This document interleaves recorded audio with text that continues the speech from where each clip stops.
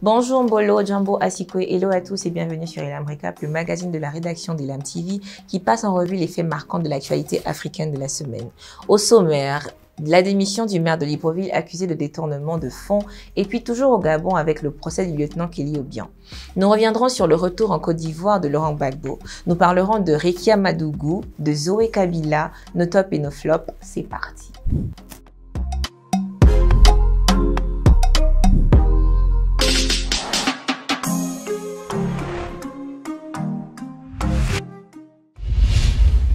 Nous commençons d'entrée de jeu avec la démission du maire de Libreville, Eugène Bah. Élu le 29 décembre 2020 et officiellement installé au poste de maire de Libreville le 4 janvier 2021, Eugène Bah prenait ses fonctions à la suite d'une élection qui intervenait après l'arrestation de son successeur à ce même poste, Léandre Ndioué. L'homme de 67 ans, passé par les banques et à la tête de la mairie du 2e arrondissement de Libreville, devenait donc l'édile de la capitale gabonaise. En seulement 6 mois, qu'est-ce qui a motivé cette démission? Et oui, après seulement 6 mois passés à la tête de l'institution, Eugène Bah est forcé de présenter sa démission.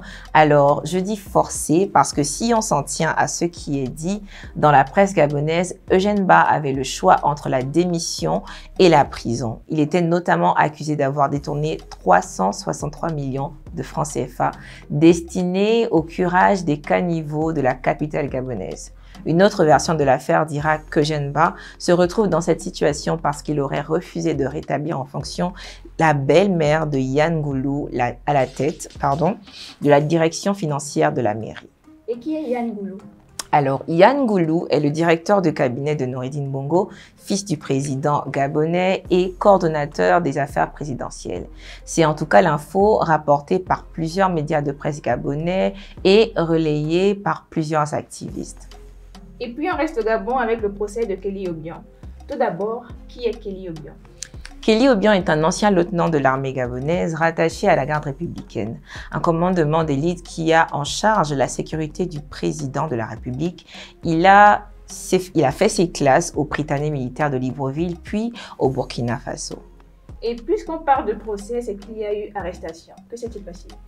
Alors, le matin du 7 janvier 2019, les Gabonais se réveillent avec ces images. Des armées afin qu'il libère le peuple gabonais de tout esprit de peur et de division. Je vous remercie. Fait à Libreville le 7 janvier 2019. Ouais! Levez-vous! Levez-vous! Gabonais, levez-vous! Kelly Obiang venait de prendre le contrôle de la radio nationale et appelait les populations à un soulèvement populaire qui emmènerait à chasser du pouvoir le président Ali Bongo. Malheureusement pour lui, il sera arrêté quelques heures plus tard, auditionné et placé en détention provisoire. 2 ans après, est-ce qu'on en sait un peu plus sur ce qui s'était réellement passé ce jour-là? Alors, selon le rapport d'audience du lundi 21 janvier 2021, le lieutenant Obiang prétend avoir agi en patriote. Il affirme que Frédéric Bongo, le frère d'Ali Bongo qui dirigeait les services de renseignement gabonais, prévoyait faire un coup d'État vu que le président Ali Bongo se trouvait toujours au Maroc à la suite de son AVC. Est-ce que ces déclarations du lieutenant Kelly Obiang sont crédibles? Crédibles, on ne sait pas. Toujours est-il que ça reste ses déclarations. Après, il faut aussi prendre en compte le fait que le lieutenant Kelly Obiang était le commandant par intérim de la compagnie d'honneur de la garde républicaine et qu'à ce titre, il assistait à certaines réunions de l'état-major. Un autre procès, mais cette fois-ci au Bénin. À Porto Novo, l'opposante béninoise Rekia Madougou a été auditionnée pour la première fois par la criette qui la poursuit depuis le 5 mars 2021 pour association de malfaiteurs et terrorisme.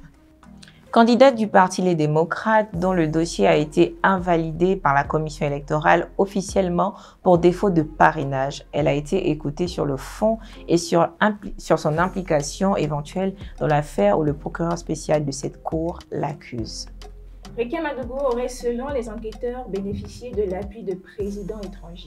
Pour l'heure, rien n'est prouvé et les soupçons se dirigent vers le président Faure Gnassingbé du Togo, dont Rekia Madougou était la conseillère. Je propose qu'on regarde ce reportage qui date de la période de son arrestation. Rekia Madougou, l'opposante la plus virulente de cette campagne présidentielle ici au Bénin, est soupçonnée d'avoir commandité l'assassinat de 2 autorités politiques. Leurs noms n'ont pas été communiqués. Selon la Criette, la Cour en charge du terrorisme, ces opérations auraient dû avoir lieu dans les prochaines semaines, dans le but de perturber l'élection présidentielle du 11 avril prochain. Et c'est un colonel à la retraite qui aurait eu la charge de ces attaques, mais il est passé aux aveux. Des accusations infondées selon le parti Les Démocrates, le parti de Rekia Madougou. Il paraît qu'il y a un colonel à la retraite qui aurait dit à quelqu'un que c'est Mme Rekia Madougou qui aurait donné les fonds. Donc, de on dirait à on aurait dit, on finit par se retrouver dans une histoire qui n'a réellement pas de fondement. Mais l'objectif est politique, je le dis, je l'assume, l'objectif est politique. Les 2 cibles sont la candidate et le parti, puisque la charte des partis politiques permet de dissoudre un parti qui pourrait avoir des activités attentatoire aux libertés. Rekia Madougou n'est pour l'heure pas inculpée, elle est toujours placée en garde à vue. Une garde à vue qui peut en théorie durer jusqu'à 1 semaine. Et puis la Côte d'Ivoire avec le retour de Koudou Laurent Gbagbo. Le 17 juin dernier, l'ancien président ivoirien rentrait chez lui après 10 années passées en prison. Son avion s'est posé à 15h30, heure locale, où l'attendait une foule de partisans. On note, Laetitia, que Laurent Gbagbo a déjoué le protocole qui lui avait été réservé par le président Ouattara. En effet, le pavillon présidentiel lui avait été réservé, mais il n'a pas souhaité passer par là, certainement sur conseil de ses marabouts, on ne sait jamais. Le convoi a lui aussi pris une autre route que celle prévue initialement. Des nouvelles de Simone Gbagbo? Écoutez, pas de bonnes en tout cas, d'autant que Laurent Gbagbo a demandé officiellement le divorce. Dans un communiqué lapidaire, l'un de ses avocats annonce que l'ancien président a saisi un juge après le refus de son épouse Simone Yves Gbagbo d'une séparation à l'amiable. Claude Meneton, l'un des avocats de Laurent Gbagbo, indique dans ce communiqué de 2 phrases « saisir un juge aux affaires matrimoniales d'une demande de divorce ». Occasion peut-être de revenir sur leur union, leur rencontre. Laurent Gbagbo épouse Simone Yves en 1989. 7 ans auparavant, cette militante de la première heure fait partie dans la clandestinité des fondateurs du Front populaire ivoirien. À partir de 2000, lorsque Laurent Gbagbo accède à la magistrature suprême, Simone Gbagbo est une première dame très politique, une femme de pouvoir et d'influence, ce qui lui vaut le surnom de « Dame de fer ». C'est à cette époque également que Laurent Gbagbo épouse, selon les rites coutumiers, Nadi Bamba. C'est au bras de cette dernière que Laurent Gbagbo est rentré en Côte d'Ivoire jeudi dernier. Cette séparation va-t-elle avoir des conséquences politiques? La saisine d'un juge ce lundi ne laisse plus place au doute. Le divorce de Laurent et Simone Gbagbo, deuxième vice-présidente du FPI GOR, est consommé aussi sur le plan politique. Des dissensions relevées une première fois dès la fin 2018, à la mort du numéro 2 du parti, Oboudraman Sangaré. Laurent Gbagbo, encore en prison, avait refusé que son épouse prenne l'intérim à la tête du FPI GOR. Et il y aurait même des conséquences religieuses, Laetitia. Dimanche, la cathédrale Saint-Paul d'Abidjan accueillait un fidèle de marque. Laurent Gbagbo faisait symboliquement son grand retour au sein de la communauté catholique, rompant ainsi avec l'évangélisme qu'il avait embrassé avec son épouse Simone dans les années 1990. On passe au top et flop de la semaine.